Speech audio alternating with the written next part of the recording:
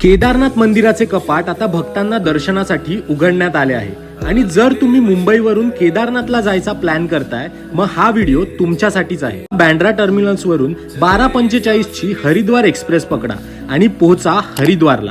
हरिद्वारला संध्याकाळी होणाऱ्या गंगा आरतीचे दर्शन घ्या आणि दुसऱ्या दिवशी बस किंवा ट्रॅव्हल्सने पोहोचा ते सोनप्रयागला। सोनप्रयागला स्टे करून दुसऱ्या दिवशी 50 रुपये पर पर्सन टॅक्सी करून पोहोचा गौरीकुंडला। मग गौरीकुंडवरून 22 किलोमीटरचा तुमचा केदारनाथ मंदिरासाठी ट्रेक चालू होईल। हा ट्रेक खूप कठीण आहे। ट्रेक दरम्यान आपल्यासोबत जेवढं कमी आणि हलके सामान घेता येईल तेवढे घ्या।